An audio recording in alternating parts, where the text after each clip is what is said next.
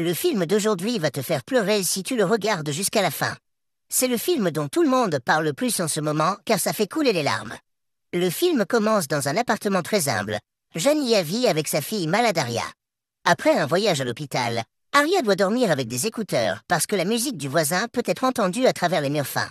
Il se réveille tôt et Jania baigne Aria tout en lui rappelant de ne pas jouer avec son projet scientifique, puisqu'ils n'ont pas l'argent pour le réparer s'il se casse. Aria rappelle à sa mère que l'enseignant a demandé l'argent du déjeuner et Jania devient frustrée quand elle apprend que l'enseignant a humilié sa fille devant toute la classe. En sortant, Jania donne quelques pièces à Benny, un homme en fauteuil roulant. Sa propriétaire voit cela et lui crie dessus parce qu'elle n'a pas encore payé le loyer. La propriétaire lui rappelle qu'elle a déjà déposé l'expulsion. Alors Jania lui dit qu'elle apportera l'argent pendant sa pause déjeuner après avoir été payée au travail. En retour, Jania lui demande de dire aux voisins de baisser la musique. Mais la propriétaire refuse, disant qu'ils ont le droit parce qu'ils paient le loyer. Quand Jania dépose Aria à l'école, elle promet de lui apporter l'argent du déjeuner pendant sa pause. Elle dit bonjour au directeur, qui la regarde avec choc et confusion. Ensuite, Jania va à son travail au supermarché, qui est déjà plein de gens. Son patron Richard ne dit même pas bonjour et la presse de travailler parce qu'un des caissiers s'est déclaré malade. Richard et les clients l'insultent juste parce qu'elle marche à une vitesse normale jusqu'à son poste. Une femme essaie de payer toutes ses courses avec une carte de prestation et Jania explique que certains articles ne sont pas éligibles. La cliente se met en colère et part sans rien acheter. Alors son mari jette une bouteille sur Jania en sortant. Richard se plaint du désordre et ordonne à Jania de le nettoyer rapidement avant que quelqu'un ne glisse. Les autres clients se plaignent aussi parce qu'ils doivent attendre plus longtemps. Pendant que Jania va chercher le matériel de nettoyage, sa collègue remarque combien elle souffre et essaie de lui prêter de l'argent. Cependant, Jania refuse parce qu'elle sait que son amie en a besoin aussi et qu'ils seront payés aujourd'hui de toute façon. À ce moment, Jania reçoit un appel de l'école parce qu'Aria n'a pas apporté l'argent du déjeuner et a une blessure suspecte. Jania leur dit qu'elle est tombée dans la baignoire, mais les enseignants restent méfiants. Richard trouve Jania au téléphone et la force à raccrocher. Alors Jania le supplie jusqu'à ce qu'il accepte de lui donner une pause de 30 minutes pour qu'elle puisse se précipiter à l'école pour résoudre le problème. Elle lui demande aussi son salaire, mais il refuse. Ensuite, Jania s'arrête à la banque pour retirer ses derniers 47 $ pour le déjeuner d'Aria, mais le distributeur indique « fonds insuffisants », même si elle a de l'argent sur son compte. La directrice Nicole explique que les distributeurs ne donnent pas d'argent si cela laisse le compte avec moins que le minimum requis pour le maintenir ouvert. Jania choisit de fermer le compte, mais pour ce faire, elle doit attendre dans une très longue file, alors elle part sans rien. Ensuite, Jania arrive à l'école et crie quand elle voit sa fille emmenée par les services de protection de l'enfance. Elle supplie pour la clémence et explique qu'Aria est malade, donc elle a besoin de médicaments spéciaux, mais elle est ignorée. Jania se lance dans une tirade, expliquant comment elle travaille à 2 emplois alors qu'elle fait une crise et entend un son strident dans ses oreilles comme si sa réalité s'effondrait.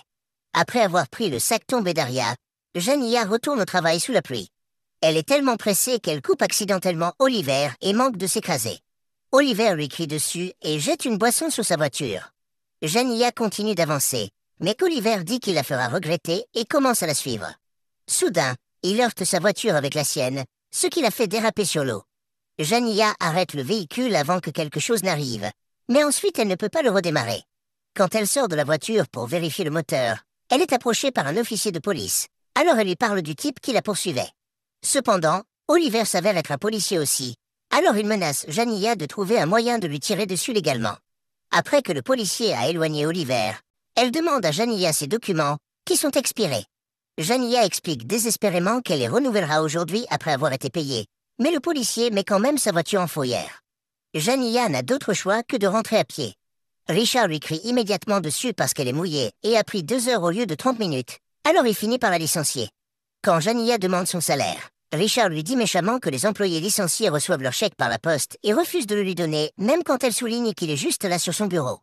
Ensuite, Jania rentre chez elle et trouve toutes ses affaires mouillées dans la rue parce que sa propriétaire l'a expulsée. Jania ne peut que crier de frustration tout en essayant de ramasser ses affaires. Quelques minutes plus tard, elle retourne au magasin pour dire à Richard qu'elle ne partira pas sans le chèque. À ce moment, un homme entre dans le bureau et lui demande quelque chose à propos d'un produit tout en utilisant son nom parce qu'il le lit sur son badge. Soudain, il sort une arme, alors qu'un deuxième voleur apparaît et il force Robert à leur donner tout l'argent du coffre. Ils veulent le sac de Jania pour cacher l'argent, mais elle se bat parce qu'il contient les médicaments d'Aria. Après beaucoup de luttes, Jania réussit à prendre l'arme du type et lui tire dessus, alors l'autre voleur s'enfuit. Robert lui crie dessus et l'accuse d'avoir organisé cela parce que le voleur connaissait son nom. Alors il appelle la police. Avec son esprit bloqué dans un brouillard étourdissant, Jania continue d'endurer les cris de Robert jusqu'à ce qu'elle craque et lui tire dessus aussi. Ensuite, Jania prend son chèque et se précipite à la banque pour l'encaisser. Le garde de sécurité lui dit qu'ils sont fermés, mais Nicole a pitié d'elle et la laisse entrer. Malheureusement, le caissier demande une pièce d'identité et Jania n'en a pas parce que le policier a pris tous ses documents avec la voiture. Elle explique sa situation, mais l'employé refuse de l'aider. Alors Jania craque à nouveau et révèle qu'elle a toujours l'arme. Le caissier appuie sur le bouton d'urgence et bientôt Nicole reçoit un appel des autorités. Elle décrit Jania pour eux et leur dit qu'elle a une bombe parce qu'elle a confondu le projet artistique d'Aria avec une bombe. Pendant ce temps, les détectives Raymond et Grimm examinent la scène du crime dans le magasin et les actions de Jania sont clairement visibles sur les enregistrements de sécurité. Quand ils interrogent les employés, l'amie de Jania la défend et essaie d'expliquer qu'elle ne ferait jamais quelque chose comme ça. Cependant, elle est tellement bouleversée que son amie ait des ennuis que Grimm pense qu'elle cache quelque chose. Raymond pense qu'il y a plus dans l'histoire et l'envoie chercher plus d'indices. Ensuite, les détectives interrogent la propriétaire de Jania tout en regardant ses affaires dans la rue. Ils trouvent les médicaments d'Aria et Benny explique que la fille était malade. Ils parlent aussi très bien de Jania. Les détectives veulent fouiller l'appartement, mais la propriétaire ne les laisse pas. À ce moment, ils reçoivent un appel leur parlant de la banque, alors ils partent.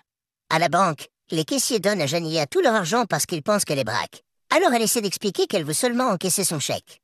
Nicole donne son téléphone aux gardes pour qu'ils reçoivent des instructions, puis elle essaie de dire aux autres clients de partir.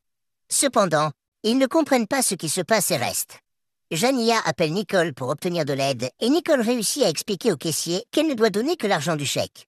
Jania perd la tête de plus en plus à chaque seconde et se lance dans une tirade de frustration, mais cela effraie les autres parce qu'ils pensent qu'elle va devenir violente. À ce moment, les flics entourent le bâtiment. Grimm dit au chef que Jania a organisé le braquage au magasin, mais Raymond pense qu'elle a juste eu une mauvaise réaction mentale à la situation. À l'intérieur, un client remarque enfin l'arme de Jania et essaie de la plaquer, ce qui fait que Jania tire accidentellement en l'air. Le client et le garde paniquent et sortent du bâtiment et les flics les entourent. Le client explique que le coup de feu est parti par accident et se plaint parce que le garde n'a rien fait. Les caissiers pleurent et se cachent, alors Jania leur crie dessus tout en se lançant dans une tirade, disant qu'elle veut seulement l'argent du déjeuner de sa fille. Elle se fige quand elle réalise que le journaliste à la télévision parle d'elle, disant qu'elle braque la banque et a assassiné son patron. Le chef appelle la banque, mais quand Jania entend que c'est la police, elle raccroche. Ensuite, le négociateur arrive avec un camion spécial. Mais Raymond convainc le chef que Jania sera plus ouverte à parler à une autre femme, et elle a aussi de l'expérience en négociation. Raymond appelle à nouveau la banque et demande à Nicole de la mettre sur haut-parleur. Elle pose des questions sur le coup de feu, et Jania panique en expliquant que c'était un accident.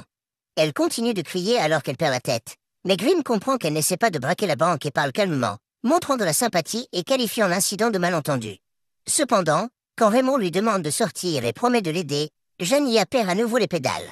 Elle dit qu'ils veulent juste l'enfermer comme ils ont enfermé sa fille et que personne ne l'aide jamais. Quand Nicole lui dit de laisser sortir les clients, Jania crie qu'elle ne les retient pas et raccroche à nouveau. Ensuite, Nicole donne à Jania l'argent de son chèque. Jania sépare les $40 nécessaires pour le déjeuner de l'école et demande à Nicole de les apporter à Aria parce qu'elle sait que la police ne la laissera pas faire.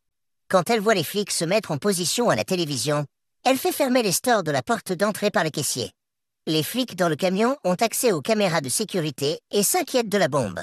L'un des caissiers commence alors secrètement à diffuser la situation en direct. Quand une cliente âgée dit qu'elle doit s'asseoir, Jania demande immédiatement à Nicole de lui apporter une chaise. Les autres clients lui demandent de les laisser sortir, mais Jania est convaincue qu'une fois seule, la police lui tirera dessus. 2 des clients sortent quand même, alors Jania fait verrouiller la porte par Nicole. À ce moment, le projet scientifique d'Aria commence à biper. Alors Nicole et la police pensent que c'est fini, mais Jania l'éteint simplement. Disant qu'elle a besoin de réfléchir, Jania va dans l'un des bureaux. Les caissiers veulent profiter de l'occasion pour partir, mais Nicole leur dit de ne pas bouger parce qu'ils ne savent pas comment Jania réagira. Elle revient avec des chaises pour tout le monde, expliquant qu'elle sait ce que c'est de rester debout toute la journée. Raymond voit cela et dit au chef que les vrais criminels ne sont pas aussi gentils. Un flic entre dans le camion en disant qu'ils ont obtenu les plans de la banque. Alors il veut entrer avec des grenades aveuglantes. Cependant, le chef ne veut pas prendre de risque à cause de la bombe. Certains flics pensent qu'ils devraient appeler le FBI, mais Raymond pense que c'est ridiculement exagéré. Évidemment, c'est juste une femme désespérée et elle n'a même pas fait de mal à qui que ce soit. Alors Raymond veut lui donner une chance pendant que le FBI la tuerait probablement sur place.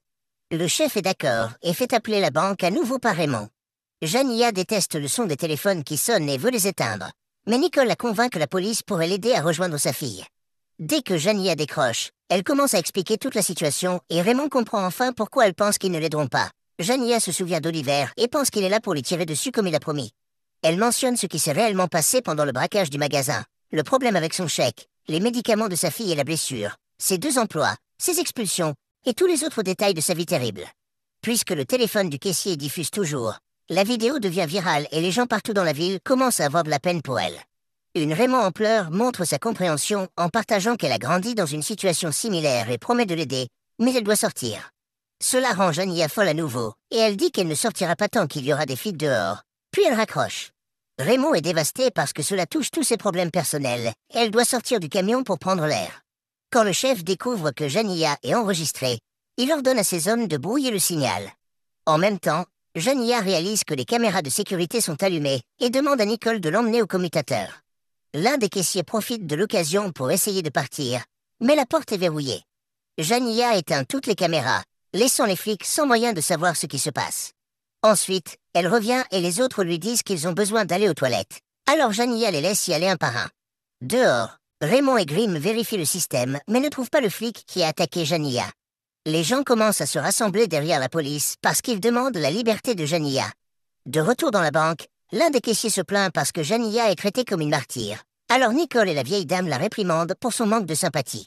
Ensuite, Nicole remarque que Jania a froid et explique que la climatisation est toujours forte ici, offrant de lui prêter une veste. Elles vont au bureau et Jania met la veste tout en envoyant une photo de famille sur le bureau. Elles discutent des enfants et Nicole assure à Jania qu'elle est une bonne mère, ce qu'elle sait parce qu'elle l'a vu toutes les fois où elle est venue à la banque. Elle essaie de la convaincre de demander de l'aide, mais Jania a toujours peur d'Oliver. Le soir, le FBI arrive et Jania s'inquiète de tout le bruit. Jania envoie Nicole à la porte pour vérifier et elles apprennent que la foule crie « Libérez Jania ». Aux nouvelles, elles peuvent voir la foule scander son nom avec de grandes pancartes demandant ses droits. Un journaliste parle aux activistes et même Benny est là, partageant comment Jania l'a toujours aidé même quand elle n'avait rien. Le chef essaie de convaincre le FBI qu'ils ont la situation sous contrôle et que Jania se rendra pacifiquement, mais il n'écoute pas. Jania se souvient que Nicole l'a convaincue d'ouvrir son compte ici et se demande pourquoi elle se soucie tant. Dans sa carrière, Nicole a vu beaucoup de femmes être ignorées ou escroquées par la bureaucratie. Alors elle a demandé à être transférée à cet endroit dans l'espoir de faciliter les choses pour les gens humbles qui en ont besoin dans ce quartier. Les caissiers se plaignent de la chaleur sans climatisation et Jania partage que c'est la température qu'elle doit supporter pour dormir tous les jours. Quand la vieille dame dit des mots doux, Jania s'excuse pour tout et explique que quelque chose en elle s'est brisé quand sa fille était à l'hôpital. Parce qu'elle n'a pas d'assurance, les médecins n'ont jamais bien traité Aria, pas même pendant sa naissance prématurée. Elle ne se soucierait pas d'aller en prison s'il n'y avait pas Aria, puisqu'elle sait que les foyers d'accueil ne traiteront pas sa maladie. Nicole promet qu'elle s'occupera d'Aria pour que Jania puisse être en paix. À ce moment, la vieille dame annonce qu'elle ne se sent pas bien et révèle qu'elle est diabétique. Jania permet à Nicole de la sortir et s'excuse à nouveau. Dès que la vieille dame est secourue par la police, Nicole ignore les supplications de Raymond et retourne à l'intérieur, disant que Jania n'a qu'elle. La prochaine fois que quelqu'un appelle la banque, c'est le FBI. Il ne la laisse pas parler à Raymond. Alors elle commence à perdre les pédales à nouveau et passe le téléphone à Nicole. À ce moment, le projet scientifique d'Aria commence à biper à nouveau et Nicole raccroche, pensant que l'appel est le problème. Jania éteint le bip et mentionne le projet scientifique, laissant Nicole et les caissiers sous le choc. Ils expliquent qu'ils pensaient que c'était une bombe et Jania comprend enfin pourquoi les flics et le FBI agissent ainsi. Un caissier demande à aller aux toilettes et utilise son rouge à lèvres pour écrire un message sur la fenêtre. La bombe n'est pas réelle et il n'y a qu'une arme. Jania dit à Nicole d'appeler la police et de clarifier le malentendu. Mais Nicole refuse parce qu'elle pense que la bombe est la seule chose qui empêche les agents d'entrer. Au lieu de cela, elle pense qu'ils devraient tous sortir sans le sac à dos. Pendant ce temps, Raymond trouve l'officier qui a remorqué la voiture de Jania. Au début, elle ne partage pas d'autres détails, mais Raymond se met en colère et la force à confesser qu'Oliver a fait les menaces. Une Raymond furieuse se précipite sur Oliver et le frappe au visage, ce que la foule célèbre. Quand le chef entend ce qu'il a fait, il emmène Oliver.